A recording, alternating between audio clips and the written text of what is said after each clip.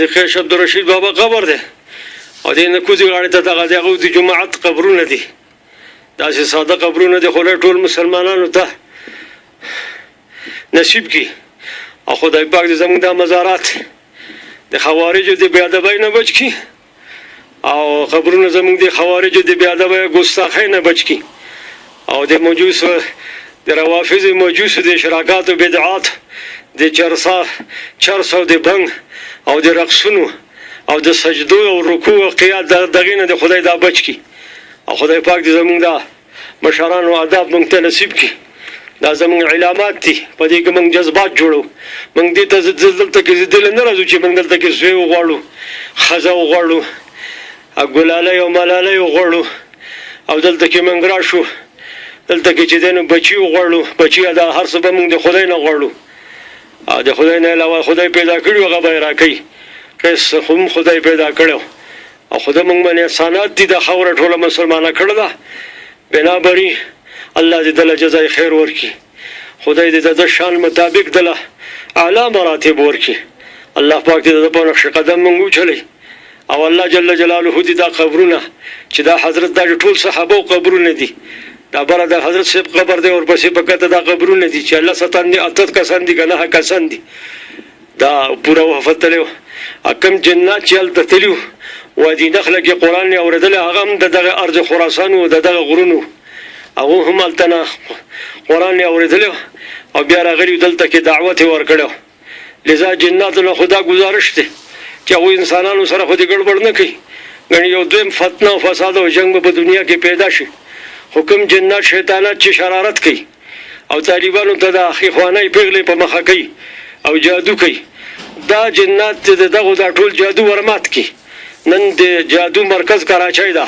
خو دا کم شیاطین دا جنات کار کوي نو د جناتو دا حکم د جناتو ته دا تشکیل دی چې دوی د ورزي په ختمي دي انسانانو سره د چړ چړ نه کوي چې دا بیا دویم جنگ شروع شي دا خبره بیا خرابېږي خو چې کوم جناتو کې فاسد دي خراب دي وانا منا الصالحون چې دا صالح جنات را پاسي او دا قاسطون او دا ظالم او بدکارا دا يهوديان نصرانيان حربيان او دا مشرکانی مجوس جنات چې کوم د جادو نه کار اخلي چې دو سره مقابله شروع کیو د نن تشکیل دی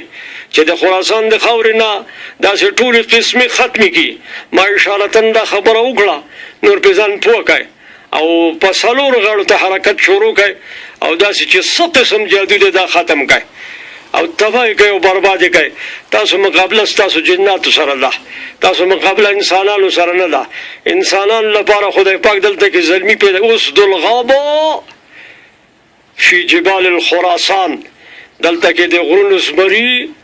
او د صحرا زبری د خراسان په غرونو کې شته دي چې څو پورې دوی د مور د پښتنې مور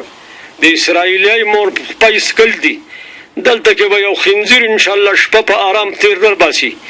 دلته کې ډېرې کارپارای په رزمک کې پرتی دي او په وګۍ کې پرتی دي او په کاله ډاکه کې پرتی دي او دا کارپارای د انګریزانو دلته پرتی دي دا خپل هغه اوس هغه زوړ هغه صلیبي هغه زور وباسي دی خو ودی باسي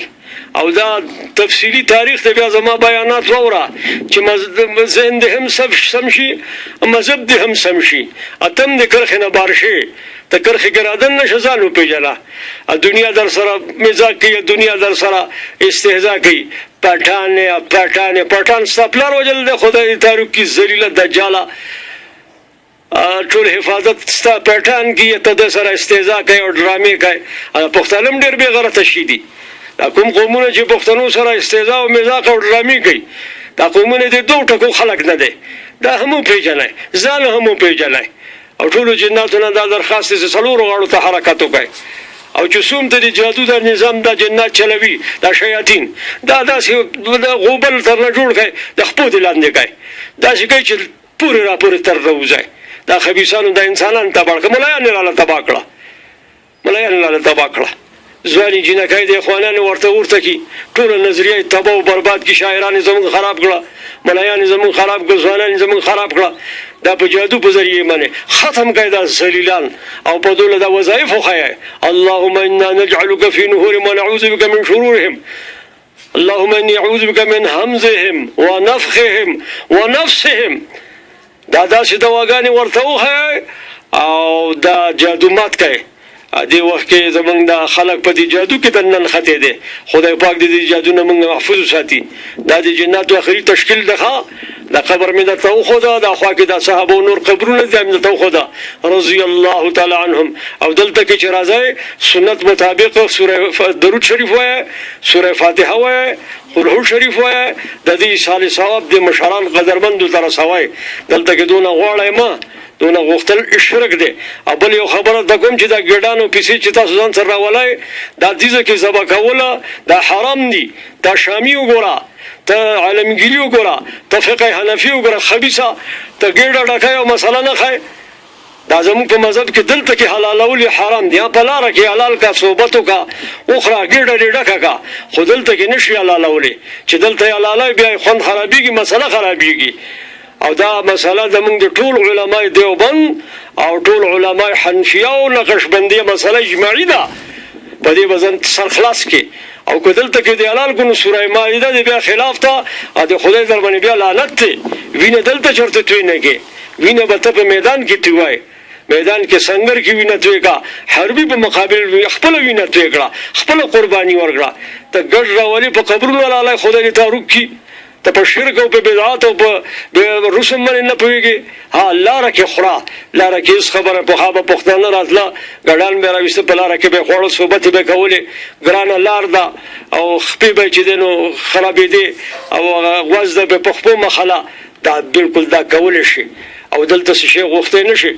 دا جناتو هم دغه درخواست دی او دا به دا کوي ځان به انشاءالله برابر کوي. سبحانك اللهم وبحمدك نشهد ان لا اله الا انت نستغفرك ونتوب اليك حسبنا الله ونعم الوكيل لا حول ولا قوة الا بالله حسبي الله لا اله الا هو عليه توكلت ورب العرش العظيم. اللهم انا نجعلك في نحورهم ونعوذ بك من شرورهم. اللهم اني اعوذ بك من جهد البلاء ودرك الشقاء وسوء القضاء وشماتة الأعداء. يا الله پاک لشياطين الإنس قل أعوذ برب الفلق من شر ما خلق ومن شر غاسق إذا وقب ومن شر النفاثات في العقد ومن شر حاسد إذا حسد. قل أعوذ برب الناس ملك الناس إله الناس من شر الوسواس الخناس الذي يوسوس في صدور الناس من الجنة والناس. قل يا أيها الكافرون لا أعبد ما تعبدون ولا أنتم عابدون ما أعبد ولا أنا عابد ما عبدتم ولا أنتم عابدون ما أعبد لكم دينكم ولي دين. الله أكبر كبيرا والحمد لله كثيرا وسبحان الله بكرة وأصيلا. إن شاء الله دا د خراسان د سنگر نه به داسې ځوانان پیدا کیږي چې ان شاء الله دا د جزیرة العرب منګه د دغه يهودو نصارا حربيان او غیر حربيان د جزیرة العرب احکامات علیده دي. البته ته کفار سره معاهده نشي کولای. نور په ټول دنیا کې نن زمونږ مولاجان ته دا هم پته نشته چې په جزیرة العرب کې کافر سره معاهده کېدی شي که نشي کېدی. او دغه خنزیرانو دغه تون مذهب کلیساونه مندرونه او د دنیا چې څومره خرافات دای جوړ کړه. مسله ډېره اوږده ده، بیانات او دورې به زما تفصیلي واورې. غوږ به ورته خالي کړي، خېټه به دې لږه خالي کړي چې په خبره پوه شي. چې خېټه دې ډکه وي نو خوب به درله راځي، بیا ما تقریر نشي اورېدی. خېټه دې تشه کړه، خوب ښه وکړه، بیا غوږ ورته کېږده او بیا ډېر په توجه واوره. ما تقریرونه او دعوت بیا واوره چې طبیعت دې صفا شي. خدای دې تعالی هدایت راکړي او مال دې مو راکړي، ټول دې راکړي.